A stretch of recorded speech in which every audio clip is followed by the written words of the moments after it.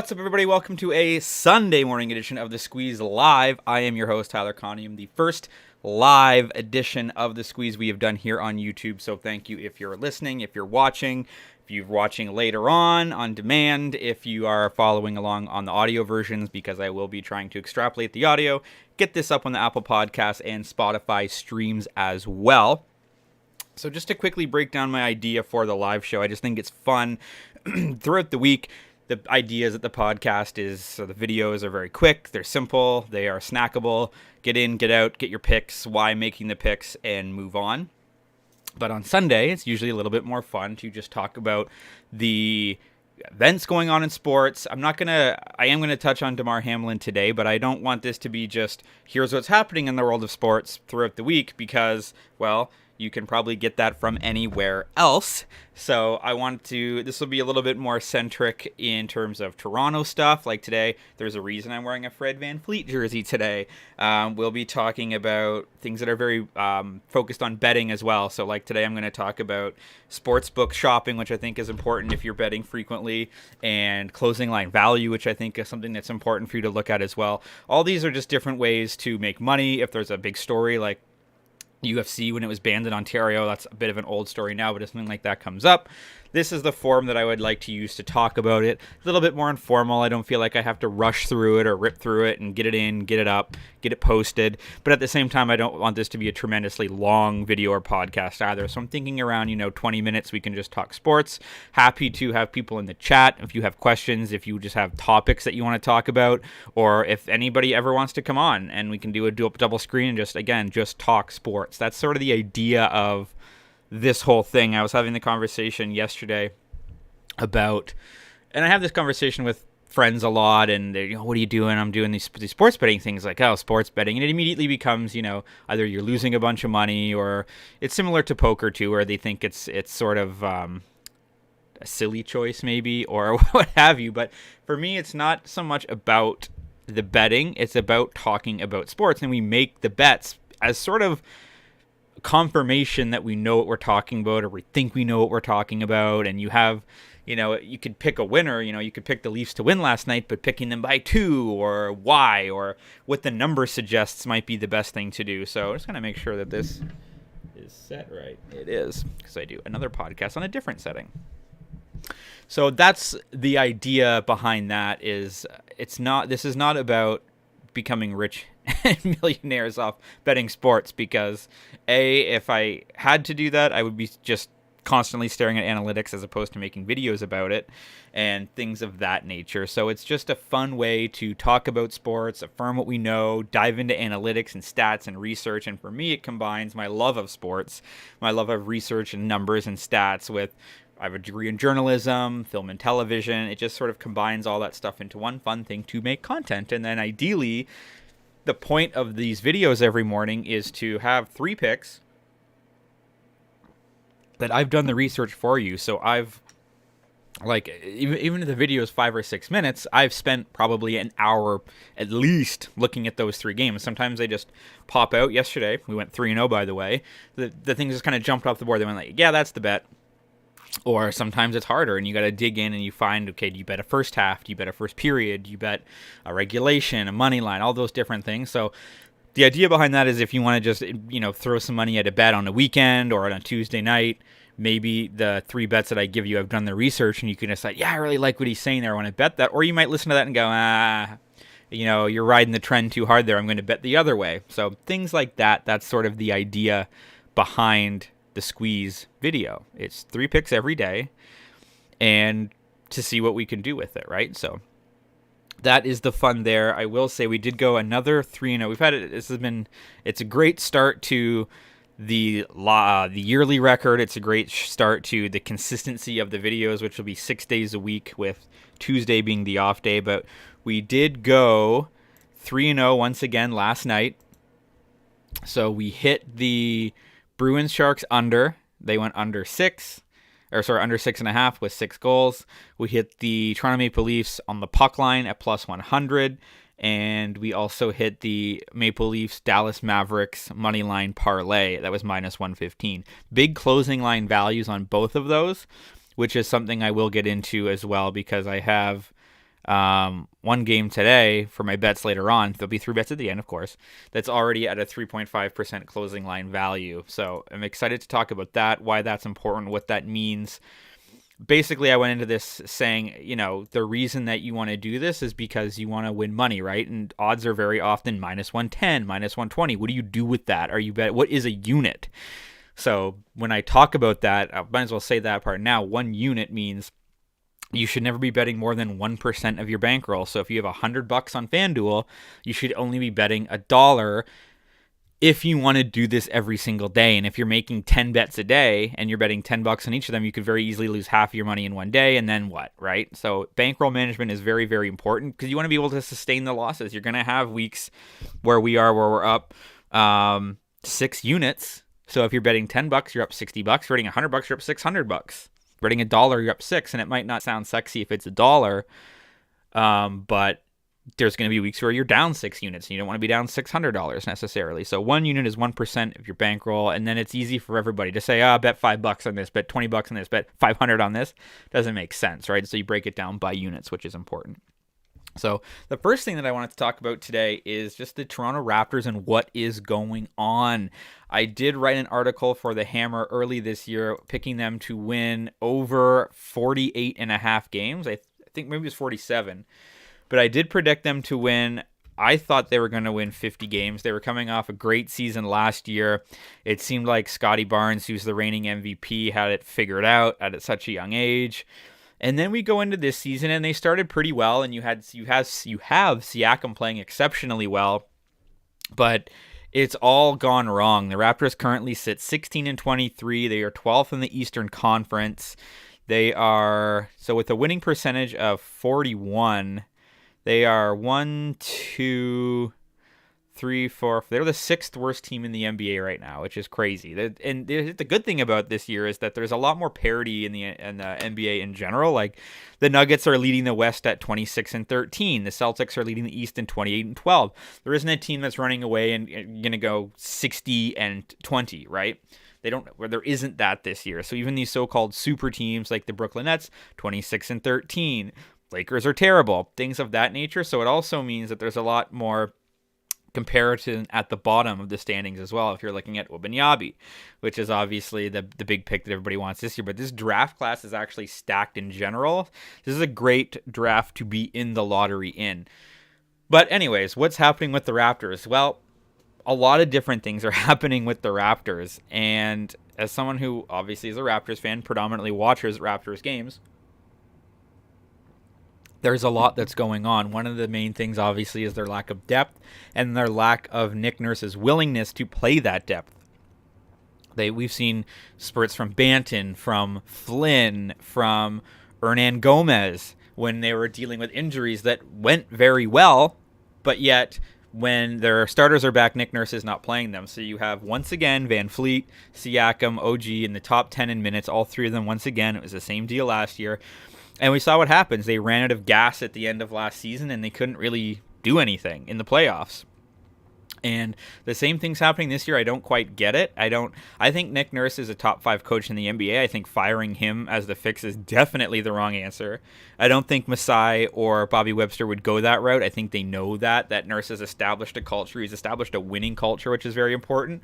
Could use some tweaking, I think, when you're not playing half your team. I do think there's a problem with the team makeup. I think this experiment of 6'9", everybody's a 6'9" forward, I don't think that really works. I think that we've seen that there's no rim protection, there's no rebounding, and a lot of these guys can't shoot either, so you kind of have the worst of both worlds. So what are you really supposed to do with that? I think that's a big problem. And I think chemistry, for whatever reason, the chemistry just seems really off this year. It seems like Gary Trent probably knows that he's going to be traded. He's going to be coming up to a player option this offseason. He's going to exercise it. The Raptors are not going to pay Gary Trent. So I think he knows that he's probably not here for the long term. Then you have the big report that come out in the last day or two that Fred VanVleet was offered a max 4-year contract in the offseason, and he turned that down. And you can read a lot into that. You can say he doesn't want to be here. You can say I think he's, the big idea is that he's waiting for the new TV rights deal to come into place to get a bigger max contract. I don't know if that's going to be the case for someone like Fred VanVleet. Certainly after the way he's played this year, he's playing himself out of that. If he's betting on himself, Aaron Judge hit over 62 home runs and made $260 million more than he would have in that sense. I don't think Fred VanVleet's that guy. I think the 4-year $118 million is about what he's going to... I think that's the max, whether that's the cap max or that's the max that a team's going to pay him. I think that's what his value is. So it's a little bit confusing why he would decline that deal. I don't understand that, but he did. So is he on his way out? He probably knows that. Are the Raptors going to pay him that? Or maybe he thought, well, if they're offering me this now, maybe they'll offer me this later. But he's not playing. Now it's creating the idea that he's not playing well enough, so what will they offer him? And it's too bad because I was a longtime season ticket holder to the Raptors 905. And the year that they won the G League, or at the time it was the D League championship, which you can... The rings are right there, but also one of the gifts as a season ticket member one year, see if it'll focus, is this really cool, almost like a paperweight of the, there we go, of the Raptors 905 championship ring, the D-League champions, man. And that was the year that Fred VanVleet and Pascal Siakam were their two best players without a question. And we were just starting to hear about them. And they needed those guys. And we've seen Fred and Pascal come up together and play together this entire time, win an NBA championship 2 years later with the Toronto Raptors. So it'd be very tough to see him go or see what's going on. But either way, I think the Raptors probably... I think the Toronto Raptors, when you go into the next season, I think Pascal Siakam's on the team. I think Scotty Barnes is on the team. Outside of those two guys, I don't think there's a guarantee. Maybe OG, because he's your defensive stopper. But I could see him being dealt too. I think outside of those two guys, there's no guarantee that any of these players are going to be back. I think it's probably time for a reset. I think you're still seeing a little bit of the trickle off of the championship team. The last couple guys still hanging around, Boucher and VanVleet.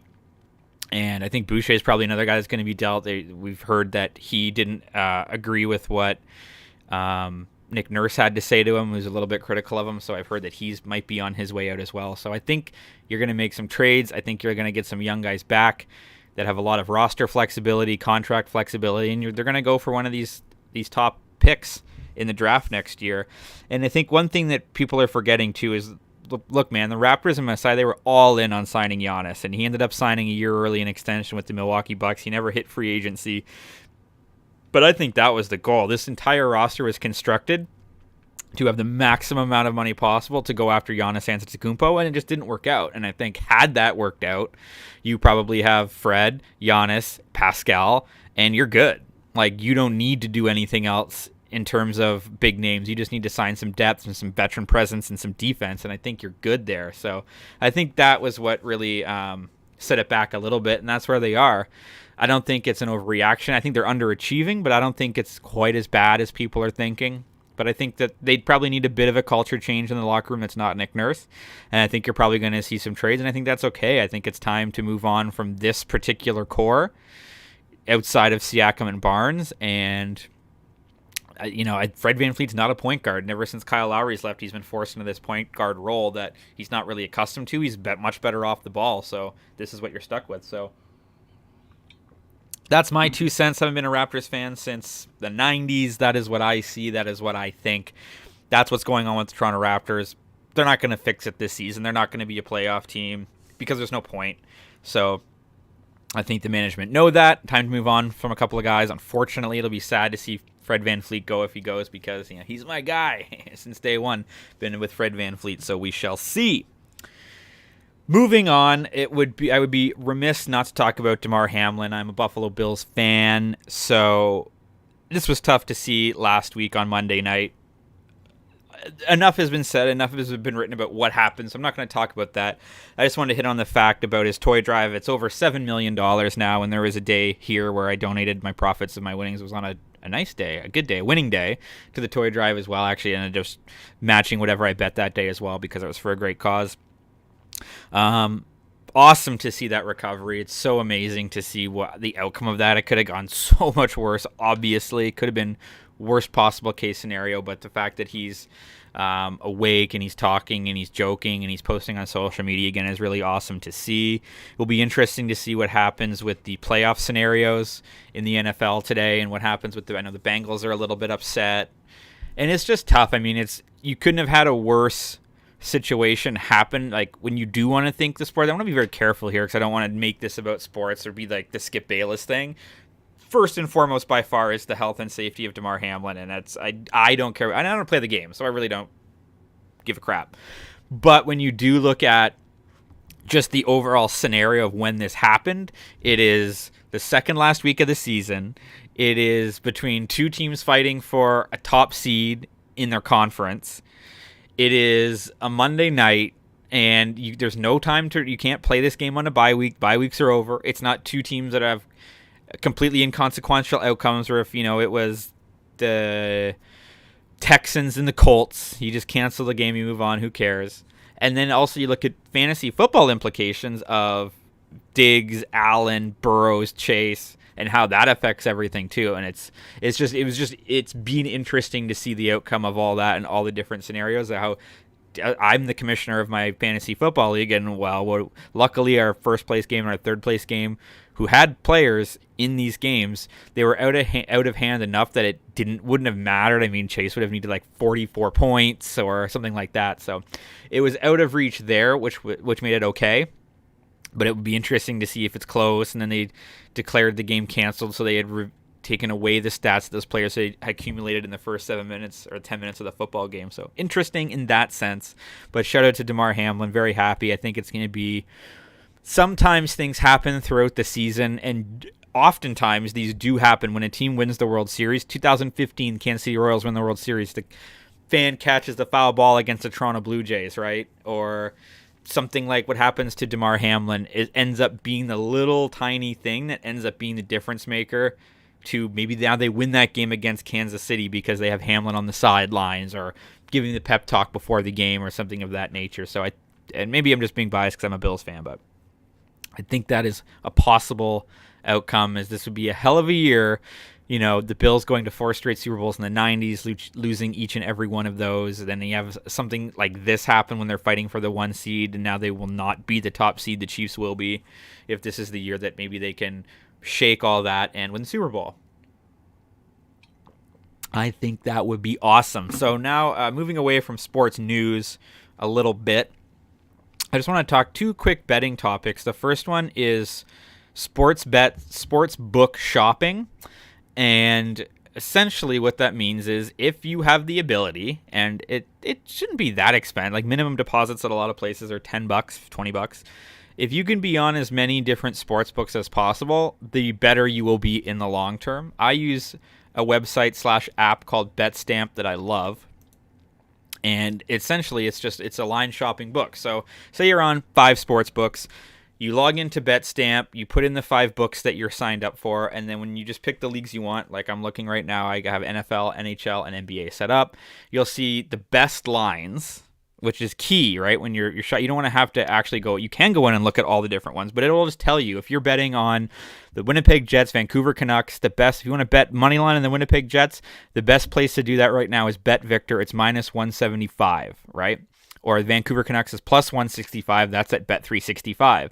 That's the best line for that. Now, why is that important? Well, let's go to a game that's a little bit closer to give a better comparison and what that actually means money-wise. I think that's important. So if we look at the Toronto Raptors, Portland Trail Blazers tonight, let's stay on topic with the Raptors and the Blazers. So right now, the best, if you want to bet Toronto Raptors money line, right now DraftKings has that at -135. But if you're only on, say, Bet365, their line is -150. So what does that mean money-wise? Well, if I'm betting at Bet365, and let's say I want to bet $10, right? I'm betting $10 at Bet365, Raptors money line. I win my bet. My profit is $6.67, right? Now I make that same bet at DraftKings, and my winning is $7.41. So that's almost, what did I say? I said 667 or 741. So 741 minus 667, that's 75 cents on a $10 bet. That's almost a tenth of what you bet just because you have the ability to shop different lines, right? Happens all the time. Bet Victor has the Raptors at minus 163. You bet there, you only win $6.15, $1.50 less. And it works on the other side too. Like Portland, the Trailblazers, their best line, if you bet the money line, is at bet 365. They're at plus 130. So you bet $10 on the Portland Trailblazers, you win $13. But you make the same exact bet at DraftKings, it's $11.50. It's $1.50 less on a $10 bet. So I mean, again, you're betting $100, you're winning $115 at DraftKings versus $130 at Bet365. So the difference is huge. It's already hard enough to win bets in volume as it is.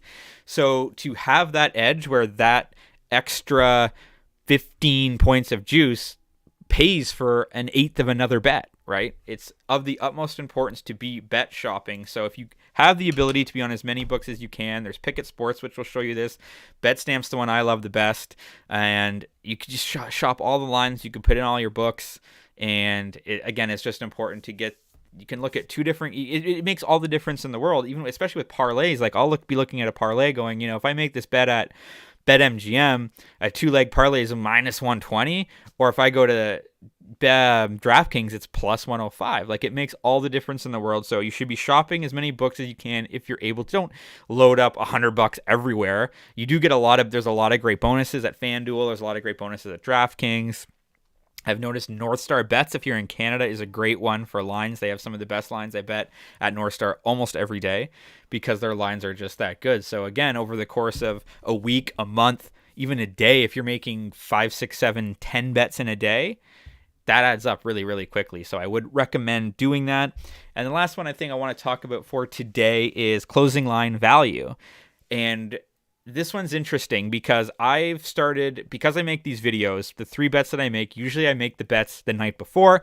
So I get up, make the video, usually make the video about 7 o'clock in the morning.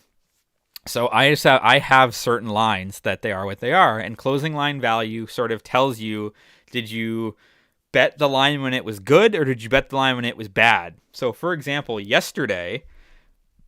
for yesterday's bet, the Boston Bruins, the San Jose Sharks, I bet under 6.5. I placed this bet. So tell me when I placed the bet. I placed this bet Friday night at 10:40 p.m. I bet under 6.5. It was plus 100. The line closed under 6, minus 105. So between the time I made the bet on Friday night and when the game was played last night, 24 hours later, the under went from 6.5 to 6, which is huge, and it went from plus 100 to minus 105. So not only did you lose half a point, that's a push. If I had made that bet right before the game, it ended 4-2. That's a push. I don't win the money. But because I had under 6.5 at plus 100, I doubled my bet, right? Very interesting. The same thing happened in the Toronto Maple Leafs.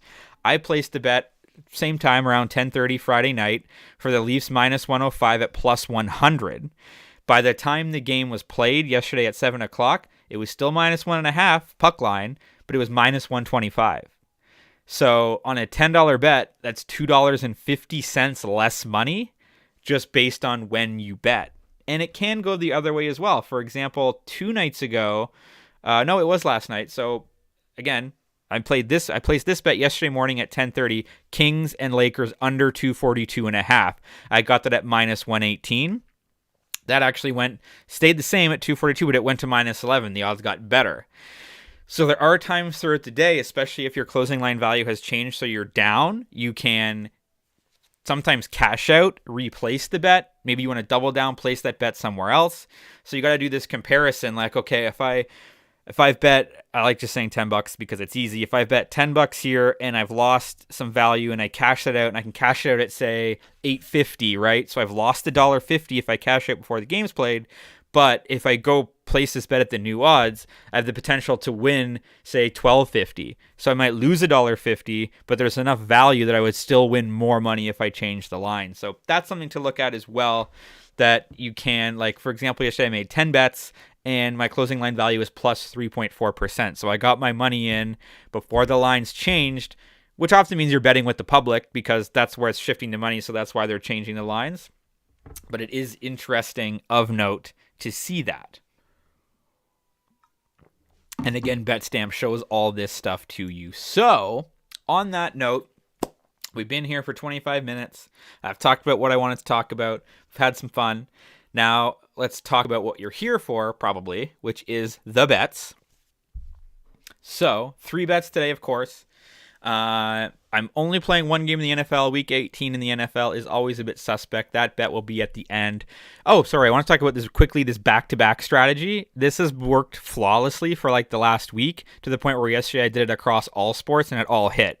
In the NHL, and I've talked about this, betting on the team coming off on the second game of a back-to-back, just bet on the other team at this point or bet the under. Tired legs, tired players. It's hit like 10 times in a row for me. As well as this bet, we're going to start in the National Hockey League, the St. Louis Blues at the Minnesota Wild. The St. Louis Blues are 12-0-1 to the over in their last 13 road games. They are an over machine on the road. In general, on this season, they're 26-11 to the over.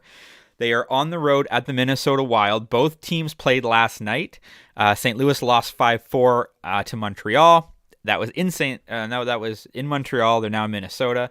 Minnesota lost last night 6-5 in Buffalo. So both teams played last night. Usually that would be an automatic under bet for me, but the goalie for the St. Louis Blues going tonight is Greiss. He's 4-5 with a 3.55 GAA, a .903 save percentage going against Gustafsson, who's 9-5-0-1, 2.25 goals against, and a .924 save percentage. But this has just been an automatic bet until this loses. We're just going to keep going, and it's plus money. So the St. Louis Blues over 6.5 at the Minnesota Wild. I got this for plus 100 at BetVictor. There's not much more analysis I think I need to get into aside from their 12-0-1 on the road and their goalie that's going to Minnesota could win this game 5-1, 6-1. Well, you don't want 5-1, maybe 5-2, maybe 6-1. Like St. Louis can get blown out. I don't really care. They're either scoring or they're giving up a ton, but goals are being scored. So I'm going to take that to go over once again. Now, again, it goes against my strategy a little bit because they both played. So normally I would go to the under, but you can't go against the Blues. But feel free to fade that if you feel like tonight's the night for that to stop happening. Shifting to the NBA today, here's one with a different closing line value. So I'm looking at the Dallas Mavericks at the Oklahoma City Thunder, playing the back-to-back method. Dallas played last night. I made this bet at 7:45 this morning. Oklahoma City minus 2.5 at minus 110. It's now moved to minus 3.5. They've bumped it up by a point. But I like the Oklahoma City Thunder in this game. Dallas is coming into this 23-17. Oklahoma City 17-22. So opposite records. But OKC is 12-9 at home, whereas the Mavericks are 7-11 on the road. Mavericks have won 8 of their last 10, but they played last night in New Orleans. It was a 127-117 victory, so they're going to be a little bit tired. OKC hasn't played in 2 days. Their last game was a 127-110 win against the Washington Wizards. And they do have Gilgeous-Alexander back. He's played well. He had 30 points in that game against Washington. Dallas doesn't have a lot of depth. They've got Luka Doncic, and that's about it. And he's, believe it or not, even though he seems to be invincible, he's going to be tired. He played 39 minutes last night. He did have a triple-double of 34, 10, and 10, but Hardaway played 31 minutes. Dinwiddie played 33 minutes. Doncic's 40 minutes, man, on back-to-back nights against a fresh Oklahoma City Thunder team. I like this play. Just to give you a quick breakdown here. Mavericks are 0-4 ATS the last 4 times they've had an ATS win. They're also 2-10-1 ATS in their last 13 games versus a team with a losing record. So they've been playing down to their opposition a little bit. Thunder are 6-0 ATS in their last 6 home games versus a team with a sub 40% road record. And the Thunder are also 27-7 ATS in their last 34 Sunday games. Against each other, Mavericks are 0-5 ATS in their last 5 meetings, and the under is 5-2 the last 7 times they've played in Oklahoma City. So I'm rolling with this back-to-back strategy a little bit. We did bet on the Mavericks yesterday, and it worked out. Today I'm going to flip it. I like Oklahoma City at home, minus 2.5 or minus 110. I got that at BetMGM. Last bet of the day. Going to try to get a little bit cute here. I didn't want to touch the NFL too much. That'll be the second part of this. So we're going to do a 2-leg parlay because I love this Memphis Grizzlies bet. But the spread is 7.5. Don't love that against Utah, who's not terrible. And I wanted to play with the over-under, but I feel like they've got the line set up pretty well, so I didn't want to play with that. So I just like money line, but I wanted to pair that with something because of the juice, right? So Memphis coming into this 25-13, they're 15-3 at home. They're hosting the Utah Jazz, who are 8-15 on the road. Memphis has won 5 straight games. The Utah Jazz are losers of, 1, 2, 3, 4, 5, 6 of their last 7. They have not been playing great at all. Memphis is 5-0 ATS in their last 5. They're 4-0 ATS following an ATS win. And they've been absolutely on fire. Jay Morant is expected to play today. Probable is also Bane, who's been really well for them as well. On the other side, you're gonna be without Colin Sexton for the Utah Jazz. So I just like the Memphis Grizzlies at home on the money line here, and I'm going to pair this with the Cleveland Browns plus 9.5. So I actually bought a little bit of juice here, and is that what I did? Sorry, I didn't pick Memphis money line. Memphis is minus 2.5. So that line is 7.5. I brought that down to just 2.5. So I like them to win by a 3.